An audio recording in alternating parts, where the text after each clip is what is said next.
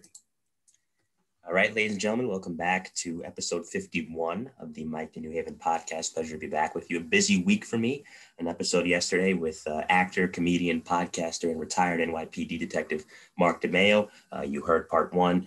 Part two will be dropping soon. I got an episode today, and later on in the week, my buddy Marvin McIntyre will be rejoining me as we do a preview of Super Bowl 55 between the Bucs and the Chiefs. So look out for that as well. Episode 51 is going to be very cool too, because today we have my next guest who has spent over 20 years covering baseball as a writer for various publications in the greater New York City area. A graduate of the University of Michigan, his writing career has seen him work for publications such as the Bergen Record, Newsday, and currently the New York Post. Mr. Ken Davidoff joins me now on the Mike to New Haven podcast. Ken, welcome. How are you? I'm good, Mike. How about yourself? I'm doing fine. Right now, we were just talking about it before we began the Zoom. The snow is beginning to come down here where I'm at in New Haven, Connecticut. So it's a pretty sight for now. Hopefully, we don't have to clean up too much later. But thank you for joining me. It's a pleasure to have you. I've been reading your work for years. So we'll get right into it. The first question is an easy one. It's one I ask all of my guests, and that is, what was your childhood like? Where'd you grow up? Take me through it. Yeah, very tame, nice, positive childhood. I grew up in Edison, New Jersey, after being born in Queens. Okay. All right. It's very interesting. So you've previously mentioned that you realized you wanted to write about baseball when you were about 7 or 8 years old. A lot of writers and podcasters talk about the influences that they had. For me, it's Mike Lupica. And so who would you say growing up it was for you? I would say my top influence was Moss Klein of the New York Star-Ledger. I grew up in Edison, New Jersey, and that's the newspaper of record, and I believe still is the New York Star-Ledger.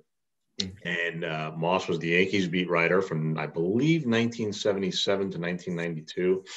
And he just covered the Yankees day in, day out.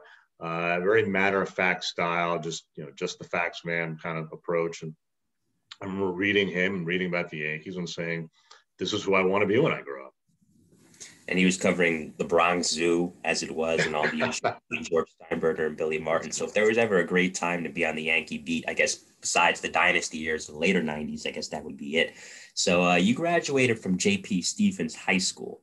And then from there is when you went over to University of Michigan, as I mentioned when I was introducing you, where you graduated with a bachelor in both English and communications in 1993. So the president of the institution there during your tenure was a gentleman by the name of James Duderstadt. I'm hopefully I'm pronouncing his last name correctly. The dude. Really, that's an appropriate nickname. Who really, from the looks of it, stressed the importance of computers and information technology at a time in which the internet was really a newer concept. So given your aspirations to become a sports writer during that time, how much did being at a tech-oriented college help you? Gosh, that's a question I've never been asked before. I didn't know that was the dude's legacy. I guess I'm not sure how tech savvy I was. I knew how to do word processing, for my school papers and for the student newspaper. So, as long as they had computers available, that was about all I needed. I mean, it's enough I took spreadsheets in college. Honestly, as long you just have to know enough to get by. That's it. Because I'm not a tech wizard either.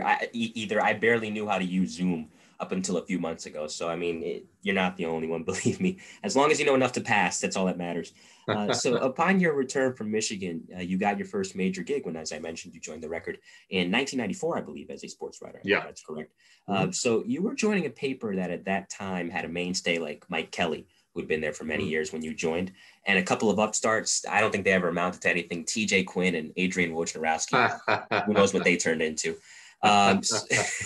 Of course, I'm kidding. Of course, they're both major stars, especially Woj on ESPN being the premier NBA insider. So the 90s, I kind of alluded to it earlier, was such a prolific time for New York sports because you had the Yankees dynasty, the Knicks were a contending team year in and year out, the Rangers with Messier, even later on the Jets with Parcells and the Mets with Piazza. So to be there during that time, and of course to have writers like that on the staff, what were some of your favorite recollections of working with guys like that? And did you always know that they were on their way to bigger and greater things?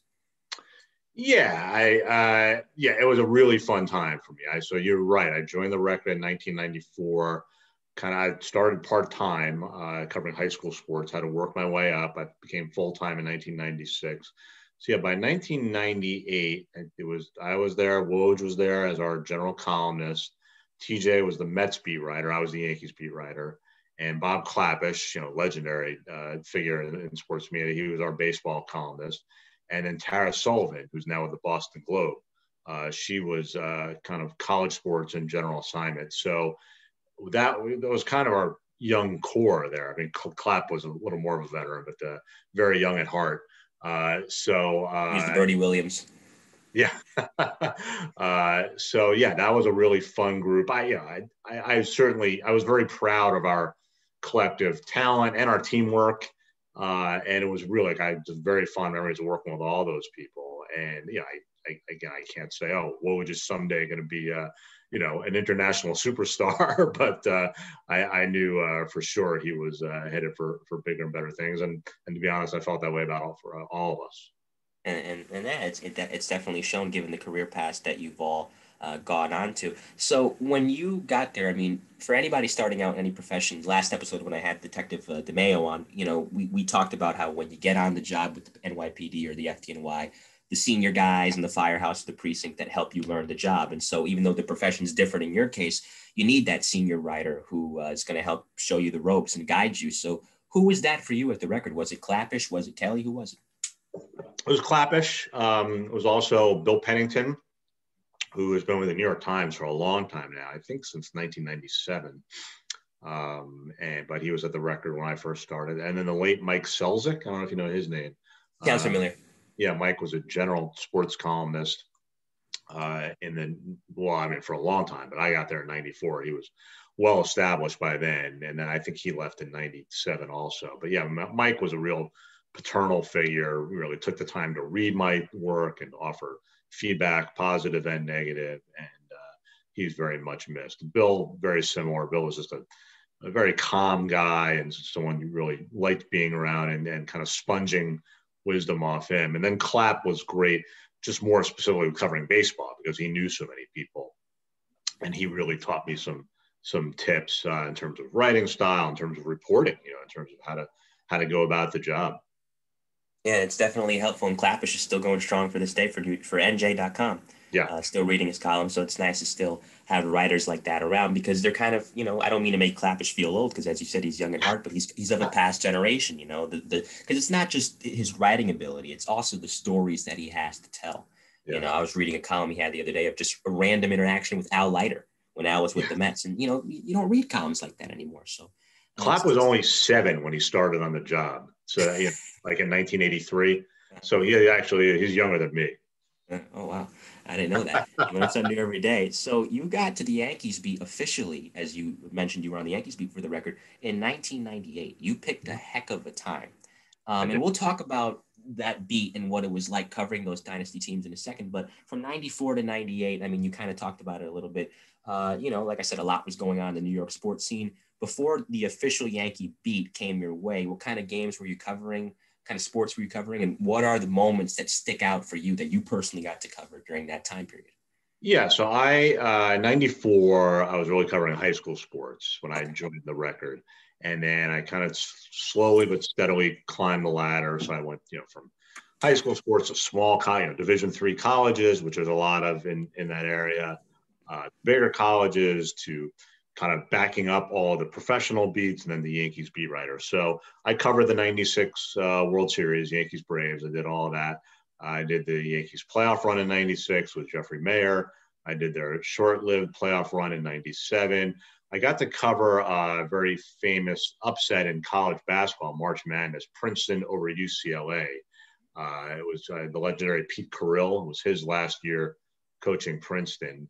That was a lot of fun. Last second win for Princeton. And then I also got to cover another big college hoops game was when Dean Smith passed. Of course, now his name is escaping me. At one point, Dean Smith was the top winning coach in men's hoops of all time. I think now he's been surpassed by Bobby Knight and Coach K and Boeheim. But at the time, he was the number one guy. And I covered the game where that happened. So that was fun. Definitely great memories for sure. Maybe you passed John Wooden. Maybe John Wooden was the guy you might have passed. Adolph Rupp would have been Rupp. Well, I don't think it was wood. Okay. All right. Well, either way, a historic accomplishment that you got Yeah. to be a witness for. So, as I mentioned, the Yankee beat comes your way in 1998, and as I said, it was perfect timing because they had won the World Series in '96, got knocked out by the Indians, who went on to the World Series and lost to the Marlins in '97. And the '98 Yankees, they had retooled the team. Out goes guys like Cecil Fielder and other guys that have been a part of the '96 squad, Mariano Duncan, and in comes really the core: Brocious, Mal Block, guys like that came El Duque. So that team went 114 and 48, 125 and 50 overall, counting the postseason. It's one of the greatest teams ever put together. To be there during that time, during that year, how early on did you sense just how special this team was, and what are some of your favorite memories from that season interacting with the guys in the locker room? Yeah, I mean, it's interesting. As you said, that was my first full year on the beat. I was around a lot in '96 or '97, but I was, Claps backup. And then in '98, yeah, I wish that it happened to me at a later point in my career so I could have appreciated it more.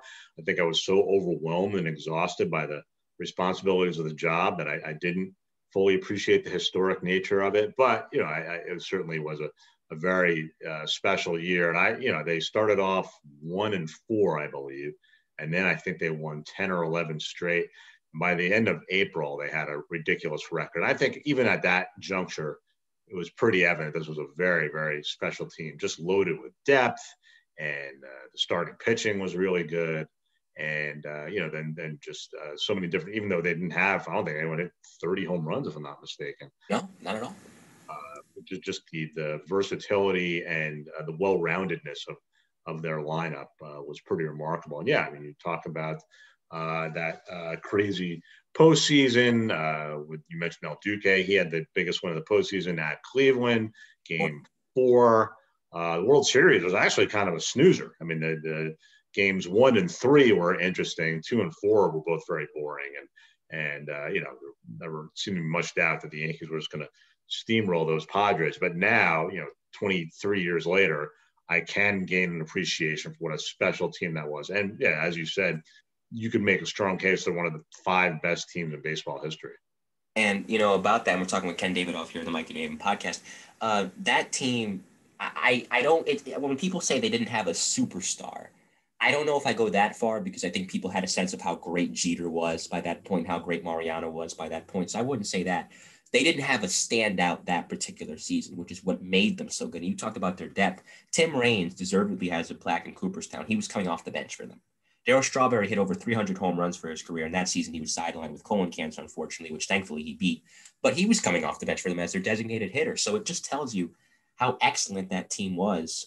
And Joe Torre talks about it, that even though they ended up winning in 1999 and again in 2000 and got very close to winning again in 2001, that was their apex. In his book, he talked about. I think he's right, given what they accomplished. So you covered every postseason series from that 1998 ALDS. I'm talking strictly the dynasty years. Mm-hmm. That 1998 ALDS all the way through the 2000 World Series. A lot of crazy, epic series in that time. You mentioned the 98 ALCS against Cleveland.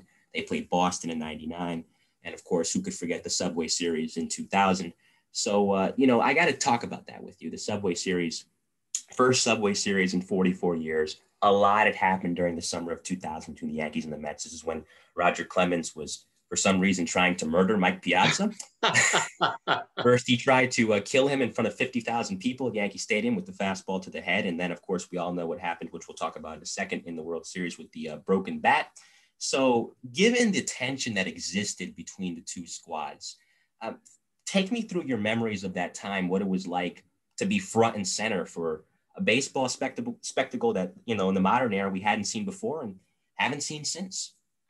Yeah, I think you nailed it. It was just so incredible. When you talk about the personalities with those two teams, with Joe Torre, the calm paternalistic figure, and then Bobby Valentine, who he had managed on the Mets, and they had some tension, and Bobby was just so combustible and younger.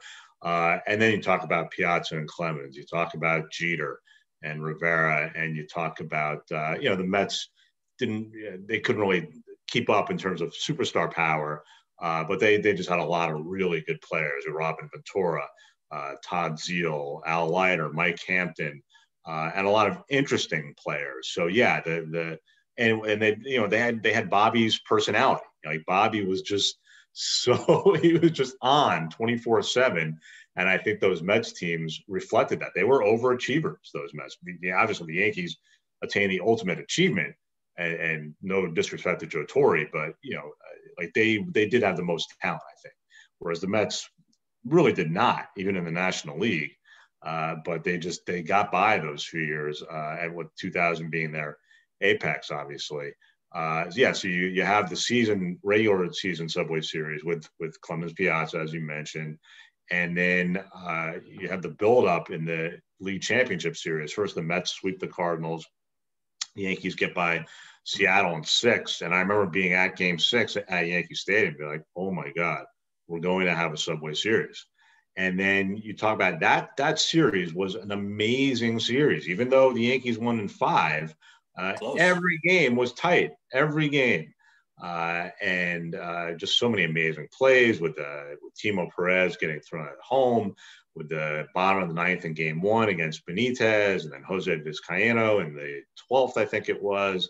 And then you almost have to put Clemens Piazza aside as a completely different entity. What happened in Game 2, with the broken bat, was easily one of the most insane moments I've ever seen. And I think in the entire game's history, there was just no planning for that. Actually, I wrote a piece on this when we hit the 20th anniversary. I interviewed Gary Cohen because Gary Cohen's radio call for that was perfect. He said, "What is Clemens doing? Is he insane?" Because he might have been for certain reasons, perhaps. But and I was talking with Gary. Gary said, you can prepare for a pennant-winning victory. You can prepare for a milestone. Even something like Bartolo Colon's home run, when he hit a home run, like somewhere in the deepest corner of your brain, think, okay, well, it is possible that Bartolo Colon will hit a home run here. But for that to happen when there was so much focus on that moment, it still blows the mind 21 years. I mean, when and they did a documentary on it recently when New York was won. It kind of overshadowed the series for a little bit because there was a layoff between Game 3 at Shea Stadium. That was all people could talk about. And there, as you said, there were so many other great moments from that series. Benny Agbayani coming through in Game 3 in the 8th inning, Jeter's first pitch home run in Game 4. Yeah. So it was a tremendous series, but I think you hit the nail on the head there. It was definitely a separate entity. And I'll never forget, again, I go back to Joe Torre's book, which revealed some details to me that I had never knew about that particular time period. He said Clemens came up the tunnel after doing that. And whatever was going through Roger's mind, I don't know. None of us do. Only Roger knows that. He sat down and he just started bawling. He said, I didn't mean to do that. Mel Stoudemire had to come in and console him. And he went out there. To his credit, he pitched great. He pitched 8 shutout innings. But it just goes to show how complicated a guy Roger was, to say the least. And we'll leave it at that. So that being said, we move on to the end of your 7-year run at the Record. So you left for Newsday in May of 2001, and the Record, as I mentioned, was your first big break. It's where you really had done some of your best work to that point in your career, covering the New York Yankees, covering that dynastic period. But nonetheless, even though this was a great leap for you to go to Newsday, how hard was it to leave the Record?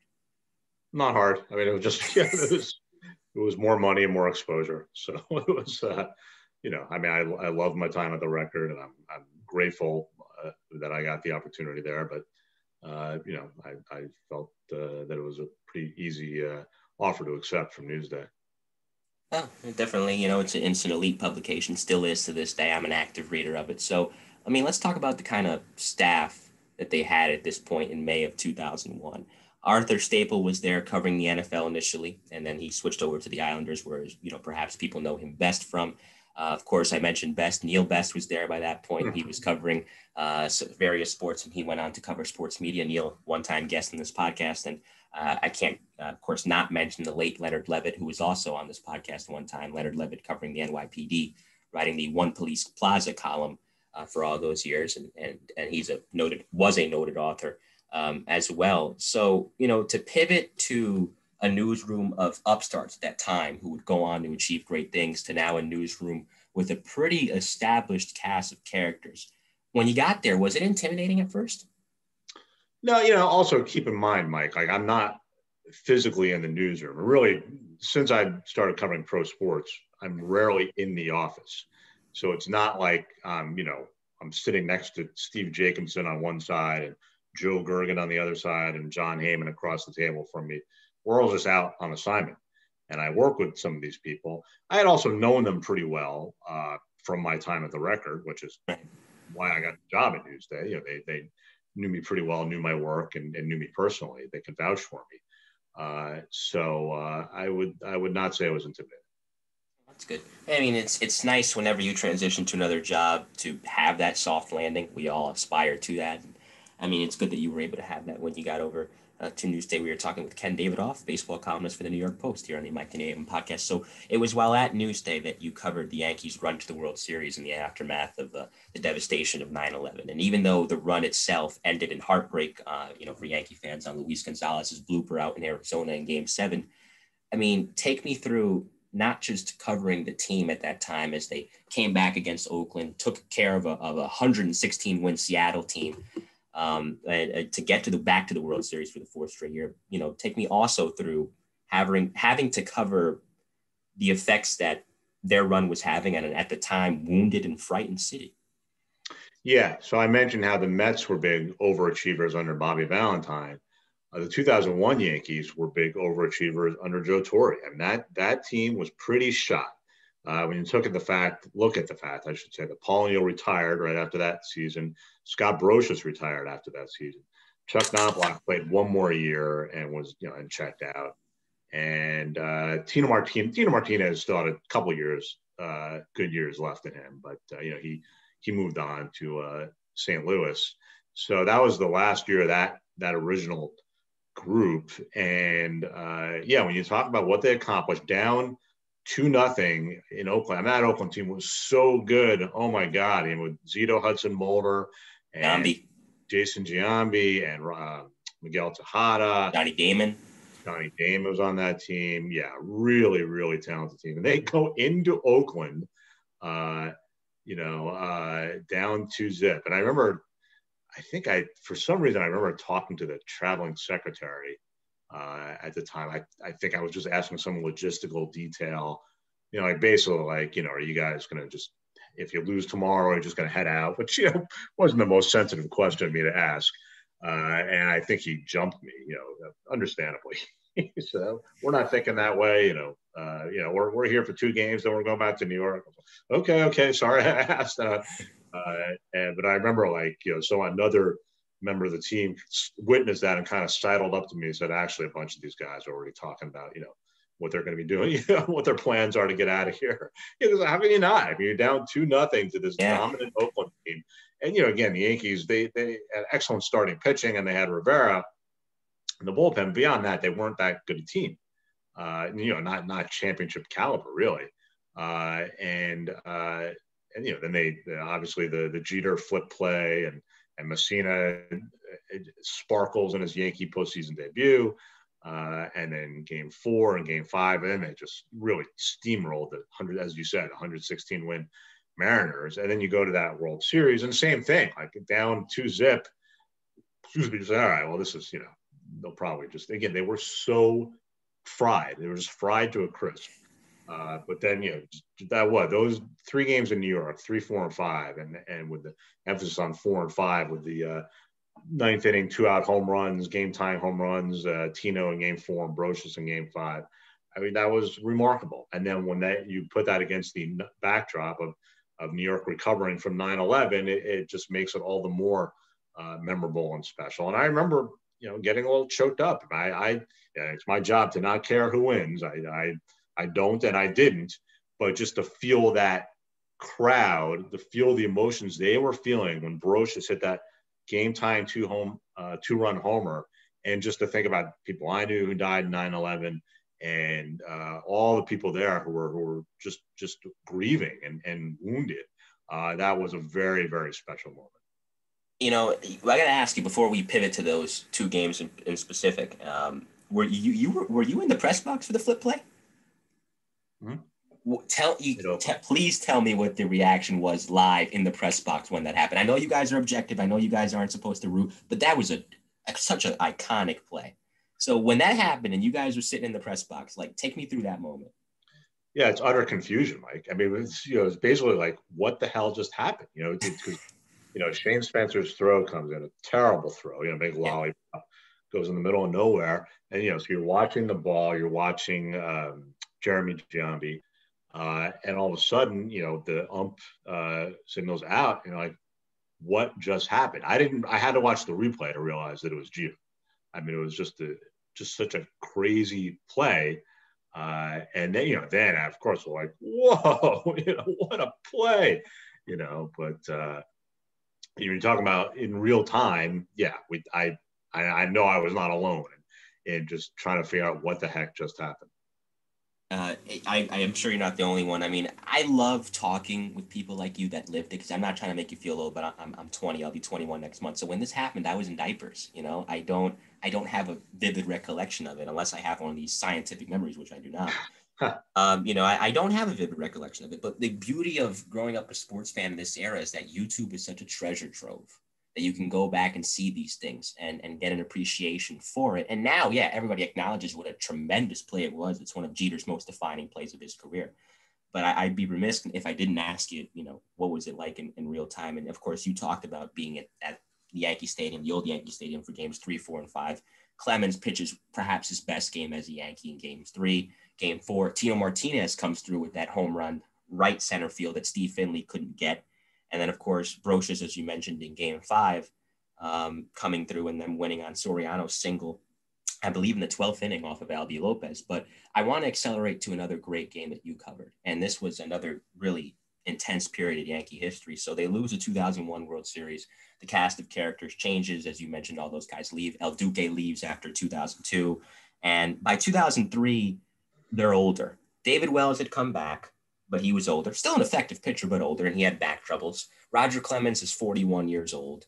And Jason Giambi, who was on that 01 Oakland team, has replaced Tino. And this is when the rivalry with the Red Sox really kicks back up and it gets nasty. Your 2003 and 2004 were pretty interesting. So take me through covering those two ALCSs, particularly that classic Game 7. Game 3 in Fenway with the craziness there, and also that classic Game 7 back at the ballpark, the infamous Grady Little moment. So full disclosure, Mike, my son was born October 8th, 2003, which means it's just a few years younger than you, which makes me feel even older. So he was born the day of Game 1 of the ALCS. So I took a week off. So I returned to action for Game 7 of the ALCS. I missed the first 6 games. I remember watching Game 3 on TV in the hospital with my wife and little infant son sleeping, and I turned it on right at the moment where Clemens threw not really that close to Manny, but Manny reacted, and then Pedro pushed Zimmer and all that. But yeah, Game 7, needless to say, was epic, absolutely epic game. And I do remember sitting because in the old Yankee Stadium there's a workroom downstairs where a lot of people sat, and you watched on TV essentially. And I was sitting there because I was sidelined that series. We had other people doing the main stuff because of my family situation. But I remember sitting in the downstairs room when Aaron Boone came up in the 11th, and Bob Herzog, who I worked with at Newsday, is now retired. He called Boone's home run, and he said, Boone's going to take him deep right here. And I said to him, my 8-day-old son has a better chance of going deep here than Aaron Boone. So needless to say, I was wrong. People forget Boone had a miserable series at that point. That's why I said that. Yeah, he'd hit like 125, and he wasn't even in the lineup. Enrique Wilson, because Enrique killed Pedro, which is weird. It's kind of like Joe McEwing hit Randy Johnson really well. Yeah. It's those little anomalies in baseball. Boone wasn't even in the lineup, and sure enough, he hits that knuckleball. And I guess that you can say that's why he's the current Yankee manager, which he's done a good job in. To his credit, he's done a good job to this point. I got to say, yes, you were there in 2001, and I'm sure there were loud moments prior to that. Tino's grand slam in 98 comes to mind for sure. But David Justice's home run against Seattle in Game 6 comes to mind for sure as well. But is that the loudest that you ever heard Yankee Stadium in 03? I have to admit, Mike, it was a little hard for me to say because Oh, you were I think downstairs, I might yeah. have been downstairs the whole game, if Mm, I remember. But for my individual memory of the loudest, it would have to be Broshitz's home run in 01. okay. All right. And then we're going to speed through, of course, for my older Yankee fans out there, they're not going to like this part. 2004. I mean, it doesn't bother me because, like I said, I was little. It's an historic comeback. I mean, you can't say anything else. I mean, to be down 3-0 and to have that comeback, I mean, you were there for all of it. So take me through that series and really your thoughts on it in retrospect. Yeah, I mean, the Red Sox, I think going into it, most people thought the Red Sox were the better team, even though they had finished behind the Yankees. They had Schilling and Pedro. They had Keith Folk as a closer, and their lineup was just sick. It was sick. The Yankees lineup was excellent too, but the Yankees starting pitching was not as strong. And then so game one is a nail biter, and that's the Yankees hold on there, and then they win game two, and then when they blow out the Red Sox in game three, it's like, all right, well, I didn't anticipate this, but obviously this is over. The Yankees are going to advance to the World Series, and then just to see it unfold as it did, with game four, ninth inning, Kevin Millar, Dave Roberts, Bill Miller, and David Ortiz. And then game five, I remember game five so vividly. 14 innings and just really cold outside. That Boston autumn cool air, and I can still feel how me sitting in the press box, how cold and tired I felt after that game. I'm just covering it. I didn't play it, obviously. Just covering it. I was like, wow, I am beat. And then they played the very next day in game six because they're in a rain out. So they played 3, 4, 5, 6, 7 on consecutive days, which really ended up. I didn't know that. Yeah, they ended up hurting the Yankees because they had inferior pitching depth. Game six in the Bronx, the Schilling bloody sock game, and again the Yankees had and that was the A-Rod slap play. So it was essentially like this car crash just kind of happening at this glacial pace of a 4-game pace. And you're just standing there like, oh my God. And then game seven wasn't even close. It was a blowout. And like you're in shock. How could you not be? The first time we've ever seen that, and it hasn't happened since. It almost did with the Astros and the Rays, but it didn't come to fruition. That series, Mike Francesa talked a lot about it, and he talked a little bit about it when he was on this show, that in game seven, it felt like a mugging. He described it as a mugging because he was there for that with Mad Dog. And what he said was particularly striking is like with each out, you can feel Yankee Stadium turning into Fenway Park.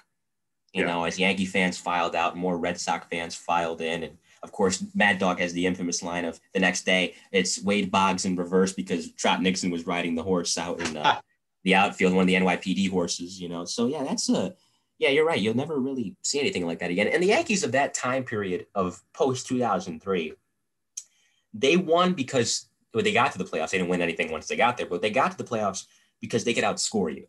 They couldn't outpitch you. That was their main problem. Their lineup was so stacked, though, that they were going to get there on talent alone.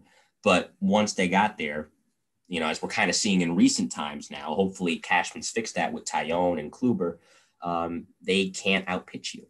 But that being said, they learned from that mistake. And so we'll move ahead to the 2009 season. Because they finally realized, we've got to really fix our starting rotations, as I think they finally realize now, with Garrett Cole being there as well. And so Andy Pettitte, who had been brought back in 2007, which I think really hurt them in 2004. They could have used Pettitte. AJ Burnett gets brought in. CC Sabathia gets brought in. And new faces as well. Giambi leaves. Teixeira comes in. Nick Swisher comes in. It's a whole new squad. It's a whole new stadium. That 2009 season for me, I was old enough to understand it. I was old enough to appreciate it. I was 9 years old by that point, so it has a very special place in my heart. But for you to have been front and center for that and to see them finally just erase the bitterness of postseason past and win that 27th championship, take me through your memories of covering that 09 squad.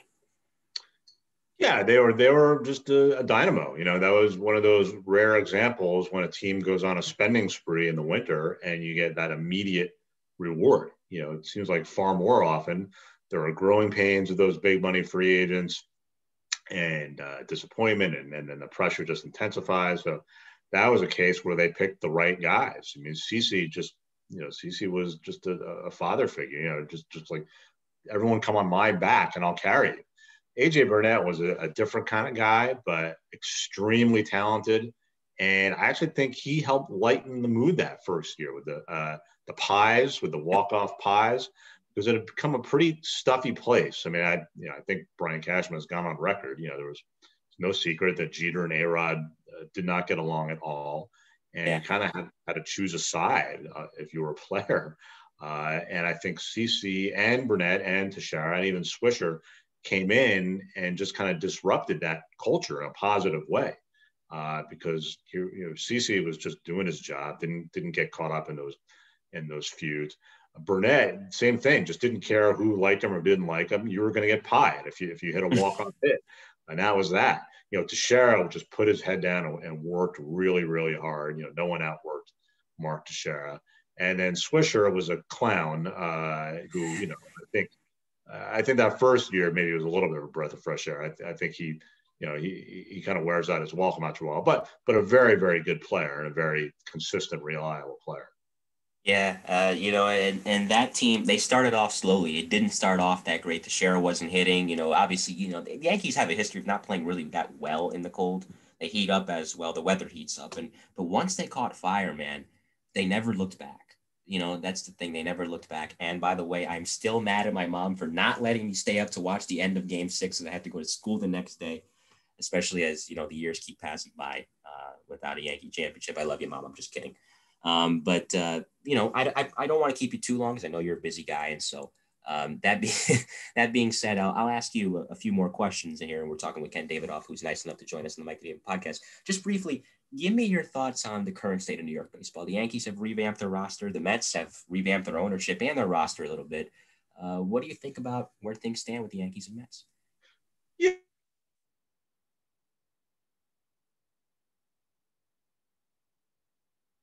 You froze a little bit. I don't know if you can hear me, but Mike, you froze up a little bit. Can you hear me? Yes, you're back now. Okay. I was just saying, among the New York sports scene, I think baseball has probably done the best in the last. I think the Giants were the last New York team to win a championship in 2012. Yeah. So in those 9 years or so, I think the Yankees and Mets have been the most consistently reliable, when the Yankees obviously ranking above the Mets.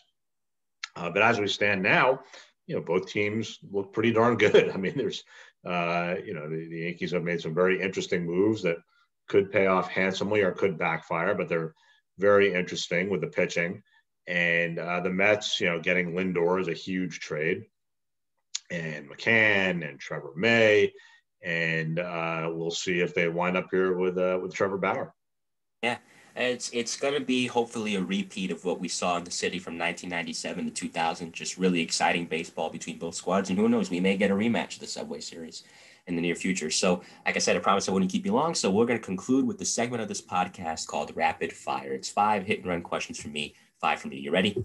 Mm-hmm. Go for it. Okay. So first, if there was a legendary team in any other sport besides baseball, cover the 98 Yankees, of course, that you can go back in time and cover, what team would that be, and what sport would it be? That's a great question. I would probably say the Lakers of the 80s. Kareem, Magic, Pat Riley, James Worthy, some other guys rotating in and out of there. I would have to think that was a lot of fun. If there was any athlete from any other sport besides baseball that you can cover in his or her prime, who would it be? Another good question. I'll tell you what. I mean, Martina Navratilova.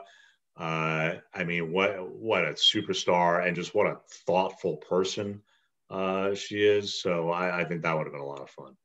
Good answer. From a content standpoint, writers love their content. We all do. Favorite baseball player you've ever covered? I will go with Hideki Matsui. Oh, yes, it's a good answer. Love Hideki, 2009 World Series MVP. Fourth, what is the one story you've written in all these years that you're most proud of? And you can say multiple, we're not strict.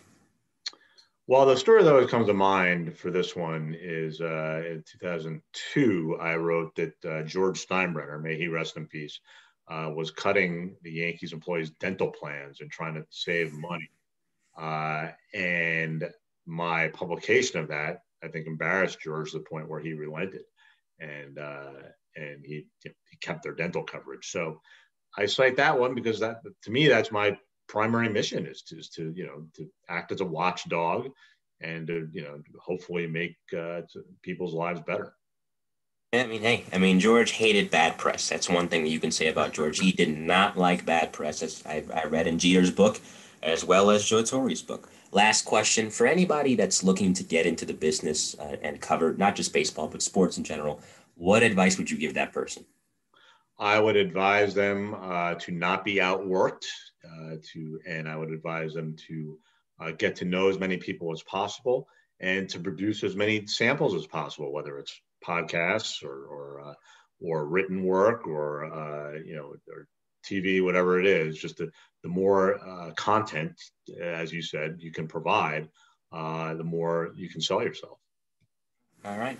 And so that concludes a nice, tidy 40-minute plus slightly edition of the Mike the New Haven podcast with Ken Davidoff. Like I said, I promised I wouldn't keep you long, Ken. So before we go, let's just plug ourselves. First, where can people find you?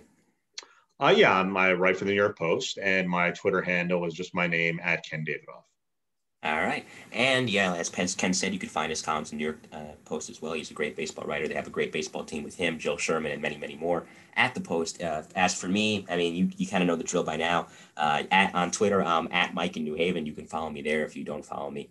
Mike in New Haven, a nice little tidy Twitter handle. If you're active on LinkedIn, I'm Mike Cologne there. And you can find the podcast anywhere. It's everywhere. It's on all the platforms that you can think of. And it's also on YouTube now, where the Zoom edition of this podcast will be going in addition to the audio version on other platforms. So exciting week for the podcast. Like I said, Mark DeMeo part 1 was yesterday. Part 2 will be dropping soon. I might chat with him later on the week. Marvin will be joining me again. Marvin McIntyre, that is, as we'll be breaking down Super Bowl 55. So on behalf of Ken Davidoff, I am Mike Cologne, and we will see you next time.